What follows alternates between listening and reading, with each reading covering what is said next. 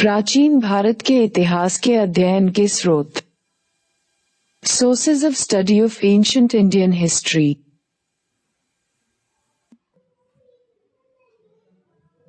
पुरातात्विक स्रोत। प्राचीन भारत के इतिहास के अध्ययन के लिए पुरातात्विक साक्ष्यों का अपना महत्व है। पुरातात्विक स्रोत कहीं कहीं पर स्वतंत्र रूप से तो कहीं कहीं साहित्यिक स्रोत के पूरक के रूप में अध्ययन को सरल बनाते हैं, खासकर ऐसे काल में जिसका साहित्यिक साक्ष्य अस्पष्ट और भ्रामक होता है। पुरातात्विक साक्ष्यों में अभिलेख, सिक्के, स्मारक तथा भवन, मूर्तियां, चित्रकला एवं अन्य अवशेषों को रखा जा सकता है। अभिलेख। पुरातात्विक स्रोतों में अभिलेख सर्वाधिक महत्व का है। प्राचीन भारत में अधिकांश अभिलेख मोहरों, प्रस्तर स्तंभों, स्तूपों, चट्टानों, ताम्रपत्रों, मंदिर की दीवारों, मूर्तियों या ईंटों पर मिलते हैं। अभिलेखों के अध्ययन की सबसे बड़ी विशेषता होती है कि इनकी लिखावट में छेड़छाड़ की गुंजाइश कम रहती है। अतः अध्ययन स्रोत के रूप में इसे सबसे प्रामाणिक माना जाता है।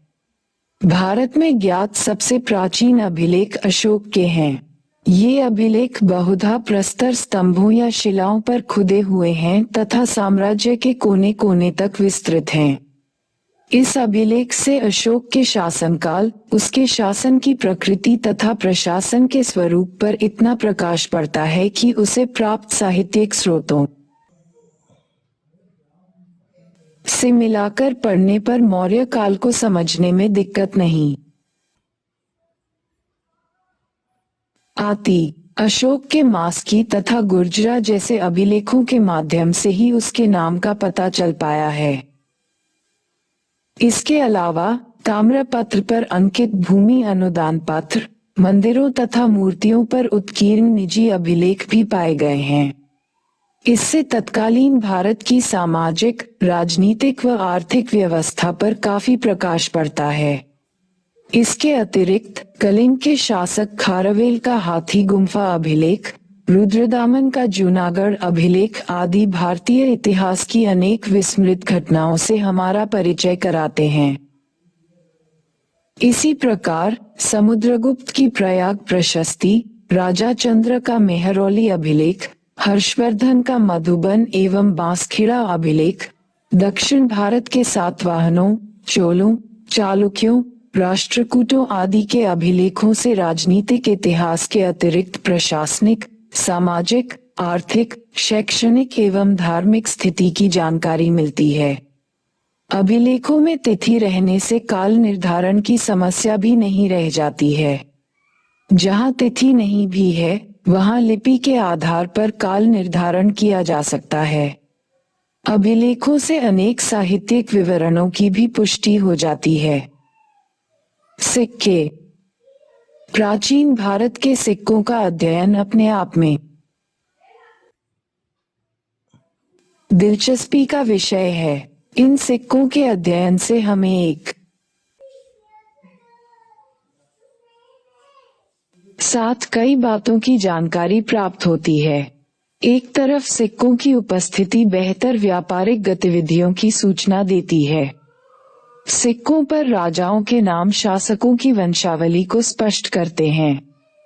उसी प्रकार सिक्कों पर देवताओं के चित्र धार्मिक विश्वास को दर्शाते हैं। सबसे बढ़कर सिक्कों की बनावट धातु विज्ञान तथा कलात्मक उपलब्धियों की ओर भी संकेत करती है। प्राचीन भारत में आहत सिक्कों का प्रचलन लगभग 5वीं शताब्दी ईसा पूर्व में आरंभ हुआ। चूंकि ये सिक्के व्यापारिक निगमों के द्वारा जारी किए जाते थे, इसलिए इस पर किसी राजा का नाम अंकित नहीं होता।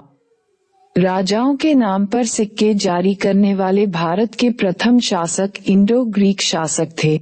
अतः ये सिक्के राजनीतिक इतिहास जानने के भी साधन बन गए। हम सिक्कों के आधार पर ही जान पाते हैं कि भारत में 30 इंडो ग्रीक शासकों ने शासन किया था। फिर इस काल में सिक्कों पर देवताओं के चित्र भी उकेरे जाने लगे। इंडो ग्रीक शासकों के सिक्कों पर कृष्ण एवं बलराम के चित्र अंकित थे। मौर्योत्तर काल में आगे शक, कुषाण एवं सातवाहनों ने विभिन्न प्रकार के सिक्के जारी किए। इन सिक्कों पर राजाओं के चित्र के साथ साथ देवताओं के चित्र भी अंकित हैं। इन सिक्कों के निर्माण में धातुओं की विविधता के साथ साथ बनावट में भी विविधता बनी रही। आगे सिक्कों के निर्माण में कलात्मक निपुणता गुप्तकालीन सिक्कों में देखने को मिलती है। इस काल में छोटे मूल्य के सिक्कों के बजाय बड़े मूल्य वाले सिक्कों की प्रधानता बनी रही। सर्वप्रथम गुप्त शासक चंद्रगुप्त प्रथम ने कुषाण मॉडल पर स्वर्ण सिक्के जारी किए थे। आगे उसके उत्तराधिकारी समुद्रगुप्त एवं चंद्रगुप्त विक्रमादित्य ने भारतीय मॉडल पर भी स्वर्ण सिक्के जारी किए। वस्तुतः प्राचीन काल में सर्वाधिक संख्या में स्वर्ण सिक्के गुप्त शासकों के द्वारा ही जारी किए गए। गुप्त काल में सर्वप्रथम चांदी का सिक्का जारी करने का श्रेय गुप्त शासक चंद्रगुप्त विक्रमादित्य को दिया जाता है। उसने शक शासक को पराजित कर गुजरात विजय के उपलक्ष्य में चांदी के सिक्के जारी किए थे। आगे गुप्त शासक स्कंदगुप्त ने कारशापन मॉडल पर सिक्के निर्गत किए। इस काल में तांबे के सिक्के अपेक्षाकृत कम मिलते हैं। सबसे बढ़कर गुप्तकालीन सिक्के कलात्मक उत्कर्ष को दर्शाते हैं। इस काल में सिक्कों के निर्माण में बेहतरीन टंकण पद्धति देखने को मिलती है। सिक्कों पर शासक एवं विभिन्न देवताओं के चित्र उकेरे गए। गुप्तकालीन मूर्तिकला एवं चित्रकला में जो उत्कृष्टता देखने को मिलती है, वह गुप्तकालीन सिक्कों पर बने चित्रों में भी उभर कर आती है। चंद्रगुप्त प्रथम के सम्राट एवं साम्राज्य कोटि के सिक्कों के पृष्ठभाग में सिंह पर बैठी दुर्गा का चित्र है। समुद्रगुप्त के द्वारा भी कई प्रकार के सिक्के जारी किए गए। इनमें अश्वमेध प्रकार, व्याघ्र प्रकार एवं वीणा वादन प्रकार के सिक्के महत्वपूर्ण हैं। उसी प्रकार चंद्रगुप्त द्वितीय के धनुर्धर प्रकार के सिक्के तथा कुमारगुप्त प्रथम के सिक्कों पर कमल पर बैठी हुई लक्ष्मी का चित्र उत्कृष्ट कला के उदाहरण हैं।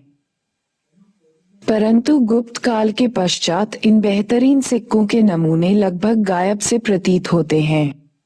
आगे के काल में न तो सिक्कों की बहुलता दिखती है और न ही धातु की शुद्धता और न ही सिक्कों पर खुदे हुए चित्रों की विविधता। गुप्त काल के पश्चात जैसा कि R.S. शर्मा जैसे विद्वान मानते हैं कि न केवल सिक्कों का वरन सिक्के बनाने वाले सांचे की भी कमी पड़ गई। आगे पाल शासकों के कुछ सिक्के तथा गढ़वाल शासकों के सिक्के मिले हैं। इसके कारणों की व्याख्या के मुद्दे पर विद्वानों के बीच मतभेद है। R.S. शर्मा इसे व्यापार के पतन से जोड़कर देखते हैं, वहीं दूसरी तरफ कुछ विद्वान इस मत को अस्वीकार करते हुए कहते हैं कि सिक्कों का प्रचलन बना हुआ था, परंतु सिक्कों के स्वरूप में परिवर्तन आ चुका था, अर्थात संभवतः सिक्कों के निर्माण में धातु के बदले कुछ अन्य वस्तुओं का प्रयोग होने लगा था। अभ्यास प्रश्न: आप इस विचार को कि गुप्तकालीन सिक्का शास्त्रीय कला की उत्कृष्टता का स्तर बाद के समय में नितांत दर्शनीय नहीं है, किस प्रकार सही करेंगे? यूपीएससी 2017 150 शब्द। स्थापत्य कला, मूर्तिकला एवं चित्रकला। विभिन्न प्रकार के स्मारकों, भवनों, मंदिरों, मूर्तियों तथा चित्रकला की शैली आदि से भी प्रचुर अध्ययन सामग्री प्राप्त हो जाती है।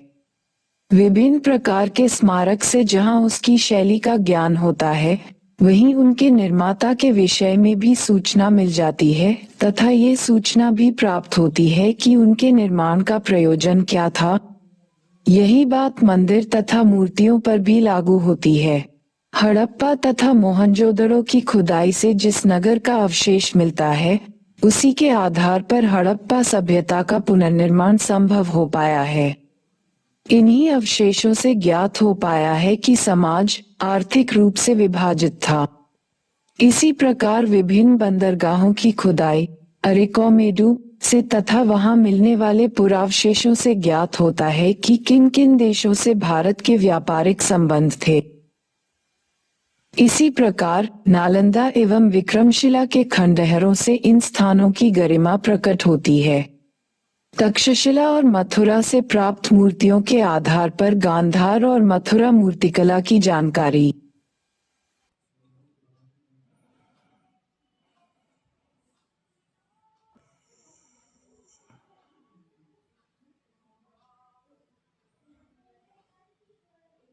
मिलती है। सांची, भरोता के स्तूप, अजंता, एलोरा, एलिफेंटा, बाघ की गुफाएं तथा दक्षिण भारत के मंदिर प्राचीन शिल्पकला एवं चित्रकला के विकास पर प्रकाश डालते हैं। इन सब के अलावा कुछ अन्य पुरातात्विक अवशेष भी कभी-कभी अध्ययन की दृष्टि से महत्वपूर्ण हो जाते हैं। उदाहरण के लिए विभिन्न प्रकार के मृदमांड, खिलौनों तथा मोहरों आदि से भी हड़प्पा काल के अध्ययन में सहायता मिलती है। मोहनजोदड़ो तथा अन्य हड़प्पाई स्थलों से प्राप्त 500 मोहरों के आधार पर ही सिंधु सभ्यता के धार्मिक विश्वास की व्याख्या हो सकी है। इस प्रकार की मोहरों से तत्कालीन आर्थिक व्यवस्था तथा वाणिज्य व्यापार का भी ज्ञान होता है। साहित्यिक स्रोत। अध्ययन स्रोत के रूप में साहित्यिक साक्ष्य किसी काल विशेष के सभी आयामों की विस्तार से जानकारी प्रदान करता है, परंतु इसके द्वारा दी गई सूचनाओं का बहुत ही सतर्कता से उपयोग करने की जरूरत होती है। प्राचीन भारत के इतिहास के अध्ययन में साहित्यिक स्रोतों को अध्ययन की सुविधा की दृष्टि से दो भागों में रखकर समझा जा सकता है, देशी साहित्य एवं विदेशी साहित्य। फिर देशी साहित्य को भी दो भागों में बांट सकते हैं, धार्मिक साहित्य तथा गैर धार्मिक साहित्य। धार्मिक साहित्य। धार्मिक साहित्य को ब्राह्मण साहित्य, बौद्ध साहित्य तथा जैन साहित्य के रूप में विभाजित किया जा सकता है। ब्राह्मण साहित्य में सर्वश्रेष्ठ स्थान वेदों या श्रुति अथवा संहिता को दिया गया है। इनकी संख्या 4 है, ऋग्वेद, सामवेद, यजुर्वेद और अथर्ववेद। इन ग्रंथों से आर्यों के विस्तार एवं उनकी धार्मिक मान्यताओं तथा संस्कृति के साथ साथ उनके राजनीतिक, सामाजिक तथा आर्थिक विकास की झलक मिलती है। उपनिषद उत्तरवैदिक काल की रचना है जो किसी न किसी वेद से संबद्ध है। इसमें आर्यों के प्राचीनतम दार्शनिक ज्ञान की झलक मिलती है। आगे उपलब्ध साहित्यिक स्रोतों में महाभारत, रामायण और पुराण अध्ययन की दृष्टि से महत्वपूर्ण हैं। महाभारत का अंतिम संकलन लगभग 400 ई के आसपास माना जा सकता है। महाभारत की रचना का श्रेय महर्षि व्यास को दिया जाता है। आरंभ में रचना के समय इसमें 8800 श्लोक मात्र थे, परंतु अंतिम संकलन के समय इसके श्लोकों की संख्या बढ़कर 24,000 हो गई।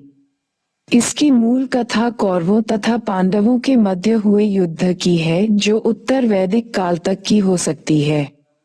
रामायण की रचना संभवतः ईसा पूर्व 5वीं सदी में प्रारंभ होकर ईसा की 12वीं सदी तक चलती प्रतीत होती है। इस ग्रंथ में अयोध्या, कौशल के शासक राम द्वारा लंका विजय का वर्णन है। इसमें आर्य तथा द्रविड़ भौगोलिक क्षेत्रों के अलावा वहां की सामाजिक तथा राजनीतिक पृष्ठभूमि को भी बखूबी दिखाया गया है, खासकर पितृसत्तात्मक परिवार, विभिन्न भाइयों के मध्य प्रेम, स्त्रियों की स्थिति तथा मनुष्य का प्रकृति से लगाव आदि विषय को आकर्षक ढंग से प्रस्तुत किया गया है। पुराणों की संख्या मुख्य रूप से 18 बताई गई है। इनमें मत्स्य, मार्कंडेय, विष्णु, वायु, ब्रह्मांड तथा गरुड़ पुराण प्रमुख हैं। सबसे प्राचीन पुराण में मत्स्य पुराण की गिनती होती है। मत्स्य, वायु तथा विष्णु पुराणों में राजवंशों का वर्णन है। यद्यपि इन पुराणों में राजवंशों के संबंध में दिए गए विवरण परस्पर भिन्न हैं, तथापि महाभारत युद्ध के पश्चात जिन राजवंशों ने ईसा की 6ठी शताब्दी तक राज किया, उसके विषय में जानकारी प्राप्त करने का एकमात्र साधन पुराण ही है। प्राचीन भारतीय इतिहास के अध्ययन के स्रोत के रूप में बौद्ध साहित्य की महत्वपूर्ण भूमिका दिखती है। बौद्ध ग्रंथ का मूल त्रिपिटक है। इसमें सुत्त पिटक, विनय पिटक तथा अभिधम पिटक शामिल हैं। सुत्त पिटक में भगवान बुद्ध के वचनों तथा धार्मिक विचारों को शामिल किया गया है।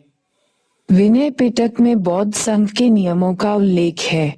अभिधम पिटक में गूढ़ बौद्ध दर्शन का विवेचन है।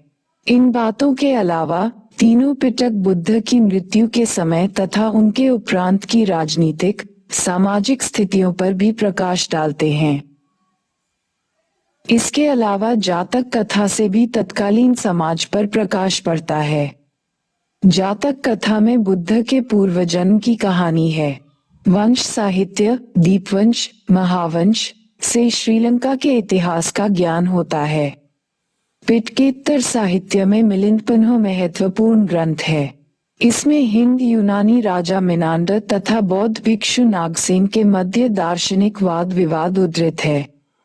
इसी ग्रंथ से प्राचीन शाकल, सियालकोट नगर की भव्यता तथा उसके आर्थिक महत्व का पता चलता है। इसी तरह अंगुत्तर निकाय से 16 महाजनपदों का विवरण मिलता है। बौद्ध साहित्य भारत के अन्य देशों से वैदेशिक संबंध के बारे में भी महत्वपूर्ण सूचना देता है। जैन ग्रंथों का अंतिम संकलन ईसा की 6ठी सदी में हुआ। अनेक महत्वपूर्ण जैन ग्रंथों से तत्कालीन राजनीतिक, सामाजिक तथा आर्थिक स्थिति की जानकारी मिलती है, जैसे भगवती सूत्र से जहां एक तरफ भगवान महावीर के जीवन पर कुछ प्रकाश पड़ता है, वहीं दूसरी तरफ 16 महाजनपदों का भी उल्लेख मिलता है। भद्रबाहुचरित से चंद्रगुप्त मौर्य के राज्यकाल की घटनाओं पर कुछ प्रकाश पड़ता है।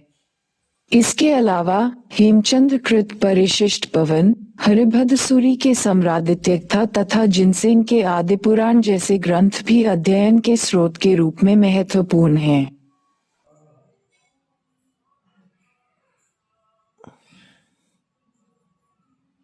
गैर धार्मिक साहित्य। अध्ययन के स्रोत के रूप में गैर धार्मिक साहित्यिक साक्ष्यों का अपना महत्वपूर्ण स्थान रहा है। ऐसे साहित्यों में अपने समय की राजनीतिक, सामाजिक गतिविधियों की प्रचुर झलक मिलती है। जैसे पाणिनिकृत अष्टाध्यायी से हमें पूर्व मौर्य काल की जानकारी प्राप्त हो जाती है। विशाखदत्त के मुद्रा राक्षस से मौर्य काल की घटनाओं पर प्रकाश पड़ता है। मौर्य काल के लिए जानकारी का सबसे अच्छा स्रोत कौटिल्य की रचना अर्थशास्त्र को माना जाता है। इस ग्रंथ से मौर्यकालीन राजनीतिक आदर्शों, आर्थिक साधन बढ़ाने के उपायों, तत्कालीन समाज की स्थिति आदि की विस्तृत चर्चा मिलती है। इसके अतिरिक्त गागी संहिता से भारत पर होने वाले यवन आक्रमण का उल्लेख मिलता है। पतंजलि के महाभाष्य से शुंग वंश के इतिहास का पता चलता है। कालिदास के मालविकानिमित्रम से शुंग कालीन राजनीतिक एवं सामाजिक जीवन की झलक मिलती है। यहीं से पता चलता है कि अग्निमित्र ने किस प्रकार यवन आक्रमण को भारत के अन्य भागों में प्रसारित होने से रोका। साहित्यिक साक्ष्यों में विभिन्न विद्वानों द्वारा अपने संरक्षकों के लिए लिखी जीवनी का महत्वपूर्ण योगदान है। जैसे बाणभट्ट के हर्षचरित से हर्षवर्धन के राज्यकाल की गूढ़ जानकारी प्राप्त होती है। विदेशी साहित्य। देशी साहित्यों के अतिरिक्त प्राचीन भारत के इतिहास को जानने का प्रमुख स्रोत है विदेशी लेखकों का विवरण। प्राचीन काल में भी भारत शेष विश्व से कटा नहीं रहा था। बाह्य विश्व से इसका निरंतर संपर्क रहा था। अतः समय समय पर विदेशी यात्री भारत आते रहे तथा अपने यात्रा वृत्तांत छोड़ते रहे हैं, जो कि प्राचीन भारत के इतिहास को जानने का प्रमुख स्रोत बन गया है। हम सुविधा की दृष्टि से विदेशी विवरण को कई समूह में बांटकर देख सकते हैं। यूनानी रोमन लेखक। सिकंदर के साथी इतिहासकारों यथा नियोकस, अरिस्टोबुलस, अनासिक्रीट्स आदि के विवरण के माध्यम से ही हम 4वीं सदी ईसा पूर्व में उत्तर पश्चिम भारत के इतिहास को समझ पाते हैं। इतना ही नहीं, जब एक ब्रिटिश विद्वान विलियम जॉस ने यूनानी विवरण में सेंड्रोकोट्स की पहचान चंद्रगुप्त मौर्य से की, तो भारत की इतिहास की गुत्थी सुलझ गई।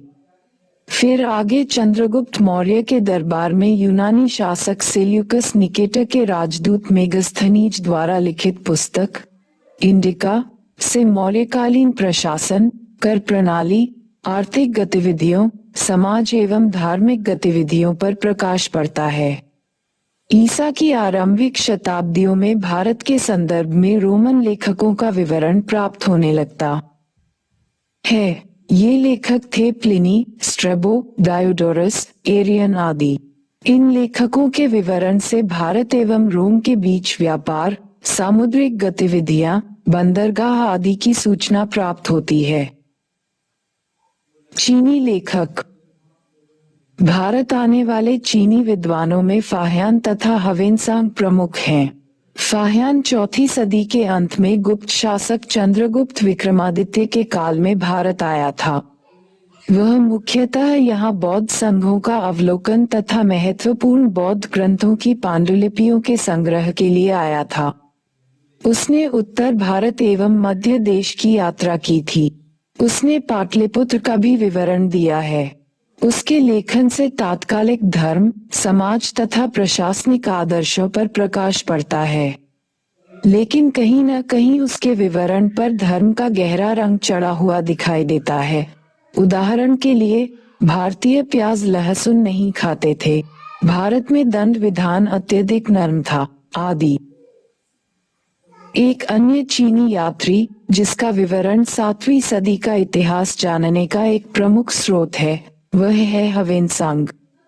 ह्वेनसांग भी धार्मिक उद्देश्य से प्रेरित होकर बौद्ध ग्रंथों की पांडुलिपि की खोज करते हुए भारत आया था। उसने उत्तर भारत से दक्षिण भारत तक विभिन्न क्षेत्रों का दौरा किया। उसने भारत के अपने अनुभव एवं अवलोकन को पश्चिम के रिकॉर्ड सीयूकी के नाम से संकलित किया। फाह्यान की तुलना में ह्वेनसांग का विवरण अधिक व्यापक एवं प्रभावशाली है। ह्वेनसांग ने राजनीतिक घटनाक्रम में भी रुचि ली है। उसके विवरण से हर्षवर्धन तथा उसके काल के राजनीतिक घटनाक्रम के साथ साथ आर्थिक सामाजिक घटनाओं की भी सूचना मिलती है। वह नालंदा विश्वविद्यालय से जुड़ा रहा था तथा दक्षिण में कांचीपुरम में उसने शिक्षा प्राप्त की। उसने कुछ नगरों की पतनोन्मुख अवस्था का भी उल्लेख किया है। उदाहरण के लिए पाटलिपुत्र। यद्यपि कहीं कहीं ह्वेनसांग भी धर्म के प्रभाव में अतिशयोक्तिपूर्ण विवरण देता है। उदाहरण के लिए, ह्वेनसांग के अनुसार हर्षवर्धन ने अपने साम्राज्य में पशु हत्या पर पाबंदी लगा दी थी। भारत में लोग अपने माता पिता का अत्यधिक आदर करते हैं। अरबी लेखक। विदेशी यात्रियों की श्रृंखला में अरबी लेखकों के विवरण का भी अपना अलग महत्व है। अरबों की सिंध विजय के पश्चात अरब विश्व से भारत का नियमित संपर्क हुआ। 9वीं सदी में भारत की यात्रा करने वाला एक प्रमुख अरब विद्वान सुलेमान था। उसने जिस समय भारत की यात्रा की थी, उस समय पूर्वी भारत में पाल वंश का शासन था। वह राष्ट्रकूट शासक अमोघवर्ष का बड़ा प्रशंसक था। उसके अनुसार अमोघवर्ष ने अपने राज्य में मुसलमानों को धार्मिक स्वतंत्रता दी थी तथा उन्हें मस्जिद बनाने की भी अनुमति दी थी। सुलेमान ने अमोघवर्ष की गणना 4 महान शासकों में की है। एक अन्य अरब यात्री अलमसूदी ने 10वीं सदी में भारत की यात्रा की थी। वह विद्वान होने के साथ साथ भूगोलवेत्ता एवं इतिहासवेत्ता भी था। उसे अरब क्षेत्र का हेरोडोट्स भी कहा जाता है। उसका जिस समय भारत में आगमन हुआ था, उस समय कन्नौज एक प्रतिहार शासक मेहरभोज के अधीन था। फिर भारत आने वाले अरब यात्रियों में से सबसे महत्वपूर्ण यात्री था अबू रेहान अल-बरूनी। वह 11वीं सदी के आरंभ में महमूद गजनी के साथ भारत आया था। उसने अपने विवरण को अरबी में लिखित अपनी प्रसिद्ध पुस्तक किताब उल हिंद में संकलित किया है। उसका विवरण 11वीं शताब्दी के पूर्वार्ध के सामाजिक सांस्कृतिक इतिहास को जानने का प्रमुख स्रोत है। उसे भारतीय संस्कृति में इतनी गहरी रुचि थी कि उसने भारतीय संस्कृति को समझने के लिए संस्कृत सीखी। वह भारत की वर्ण व्यवस्था के अलावा सती प्रथा एवं बहुविवाह जैसी सामाजिक बुराइयों की भी चर्चा करता है। अभ्यास प्रश्न, भारत के इतिहास की पुनर्रचना में चीनी और अरबी यात्रियों के वृत्तांतों के महत्व का आकलन कीजिए। यूपीएससी 2018 150 शब्द। प्रश्न, भारतीय संस्कृति का प्रसार भारतीय उपमहाद्वीप तक ही सीमित नहीं रहा, बल्कि भारतीय उपमहाद्वीप से बाहर भी इसने पहुंच बनाई। अथवा भारतीय कला के अध्ययन के बिना पूर्वी एशिया एवं दक्षिण एशिया की कला का इतिहास अधूरा रह जाएगा। इस कथन का परीक्षण कीजिए। उत्तर बाह्य विश्व के साथ प्राचीन भारत के आर्थिक संबंधों का पर्याप्त अध्ययन हुआ है, परंतु सांस्कृतिक संबंधों का अपेक्षित अन्वेषण नहीं हो पाया है। हमें ये ज्ञात होना चाहिए कि जिन क्षेत्रों के साथ भारत के आर्थिक संबंध रहे, उनके साथ सांस्कृतिक संबंध भी स्थापित हुए तथा व्यापारियों, ब्राह्मणों, बौद्ध भिक्षुओं, जैन संतों एवं स्वतंत्र उद्यमियों के माध्यम से भारतीय संस्कृति का अन्य क्षेत्रों में भी प्रसार हुआ। कुषाणों के काल में रेशम मार्ग से भारत का प्रत्यक्ष संपर्क था, अतः इस काल में मध्य एशिया और पूर्वी एशिया में भारतीय संस्कृति का प्रसार हुआ। एक बौद्ध विद्वान कुमारजीव ने 4वीं सदी में उस क्षेत्र की यात्रा की। इस काल में चीन में बौद्ध धर्म का प्रसार हुआ, फिर वहां से यह धर्म जापान एवं तिब्बत में फैल गया। धर्म के साथ साथ बौद्ध साहित्य एवं चित्रकला का भी प्रसार हुआ। अश्वघोष की अधूरी नाट्य कृति सारपुत्र प्रकरण मध्य एशिया से प्राप्त हुई है। उसी प्रकार मध्य एशिया में एक स्थल तांग हुआंग से बौद्ध गुफा चित्रकला का साक्ष्य मिलता है। आगे दक्षिण पूर्व एशिया में भी भारतीय संस्कृति का प्रसार हुआ। इन क्षेत्रों में बौद्ध संस्कृति एवं ब्राह्मण संस्कृति दोनों का योगदान रहा। बताया जाता है कि उत्तर भारत के एक महाकाव्य रामायण का देशी संस्करण दक्षिण पूर्व एशिया में विकसित हुआ। रामकथा के प्रभाव का अनुमान इस बात से लगाया जा सकता है कि प्राचीन काल में थाईलैंड की राजधानी का नाम अयोध्या रखा गया है, जो अयोध्या से समानता रखता है। ब्राह्मण धर्म एवं संस्कृति को फैलाने में पल्लव एवं चोल शासकों की भी महत्वपूर्ण भूमिका रही थी। कंबोडिया के अंकोर वाट में एक भव्य विष्णु मंदिर का निर्माण किया गया। उसी प्रकार इंडोनेशिया के बोरोबुदुर नामक स्थान पर विश्व का सबसे बड़ा बौद्ध मंदिर निर्मित हुआ। परंतु भारतीय उपमहाद्वीप से बाहर भारतीय संस्कृति के प्रसार का अध्ययन करते हुए दो बातों पर गौर करना आवश्यक है। प्रथम, भारतीय संस्कृति क्षेत्रीय स्तर पर मौलिक रूप में स्थापित नहीं हुई, बल्कि क्षेत्रीय तत्वों के साथ संपर्क के परिणामस्वरूप इसका स्वरूप बदल गया। दूसरे, यह एक तरफा प्रसार नहीं था, क्योंकि बदले में इसने भारत को भी प्रभावित किया। वर्तमान में भारत में पान एवं सुपारी का इतना व्यापक प्रचलन दिखता है, परंतु ये दक्षिण पूर्व एशिया से ही लिया गया है। वर्तमान में भारत के इस प्राचीन संपर्क सूत्र का व्यापक महत्व है। इसने दक्षिण पूर्व एशियाई देशों के साथ भारत के संबंधों के आधार को बदल दिया तथा इसने सांस्कृतिक कूटनीति का आधार निर्मित किया। भारत एवं दक्षिण पूर्व एशिया की साझी संस्कृति का ज्वलंत उदाहरण है नालंदा यूनिवर्सिटी प्रोजेक्ट।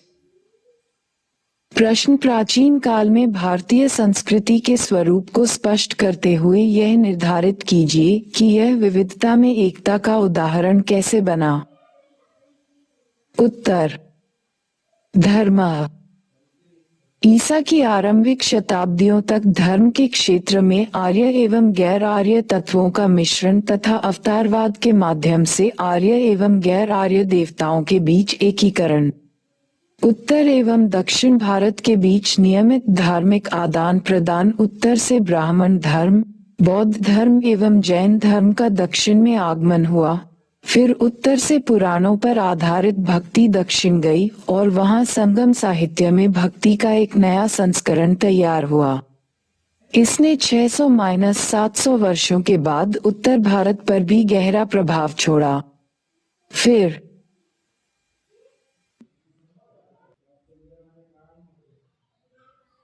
भक्ति, मंदिर एवं मूर्ति पूजा, ये सभी उत्तर एवं दक्षिण दोनों समाज के लक्षण बन गए।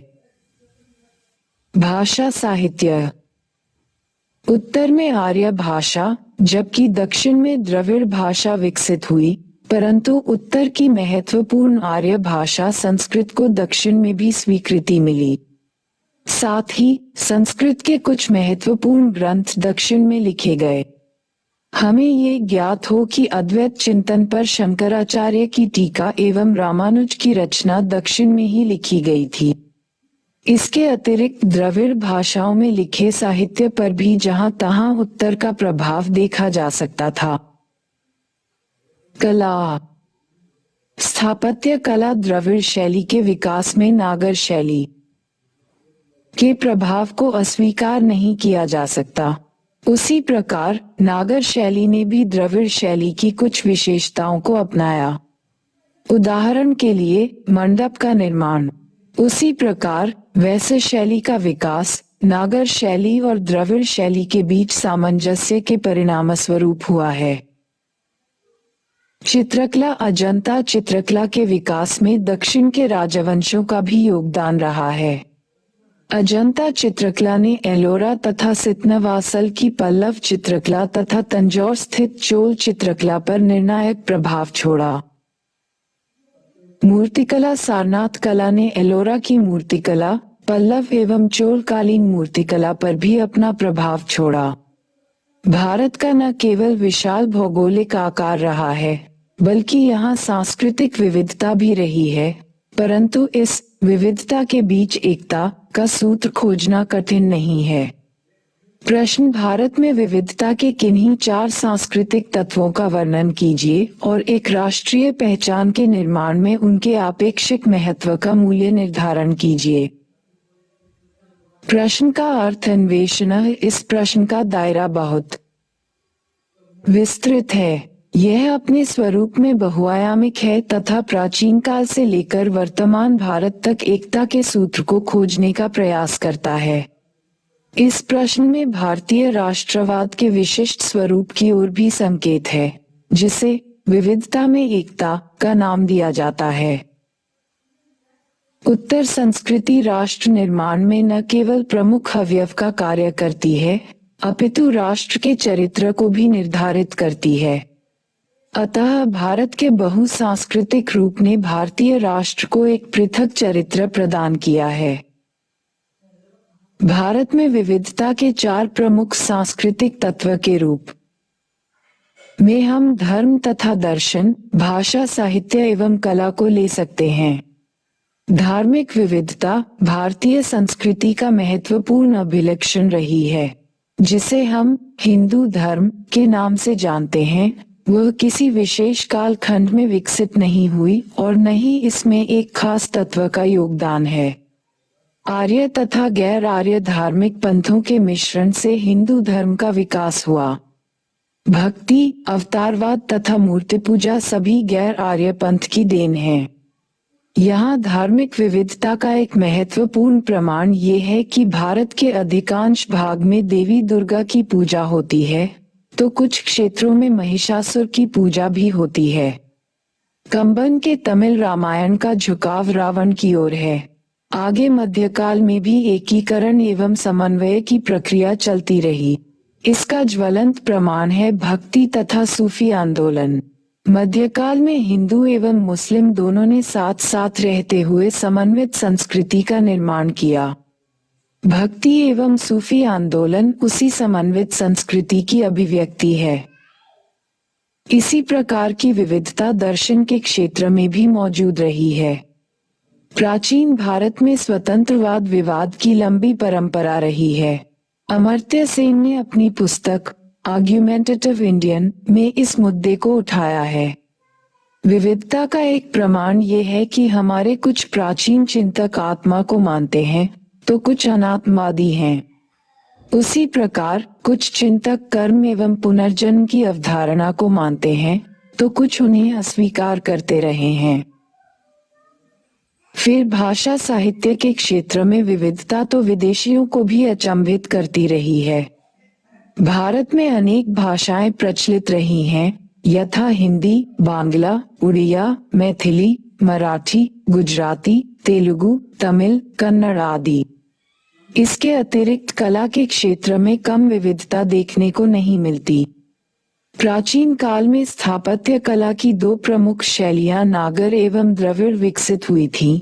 फिर इन दोनों को मिलाकर वैश्य शैली का विकास हुआ। समन्वय की प्रक्रिया मध्यकाल में भी चलती रही। मुस्लिम शासन के अंतर्गत मेहराबी तथा शहतीरी शैली के बीच सामंजस्य देखने को मिलता है।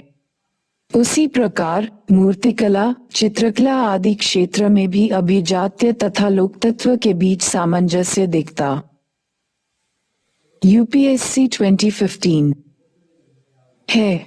सबसे दिलचस्प तथ्य ये है कि स्वतंत्रता के पश्चात हमने इस विविधता को अपनी कमजोरी बनाने के बदले उसे अपनी शक्ति बना लिया। हमारे संविधान निर्माताओं ने भी इस विविधता का सम्मान किया तथा संविधान की 8वीं अनुसूची में 14 भाषाओं को जगह दी। पश्चिमी राष्ट्र के विपरीत, जिसने एक भाषा एक राष्ट्र का नारा दिया था, भारत 14 राष्ट्र भाषाओं पर आधारित वर्तमान में 22 भाषाएं राष्ट्र बना।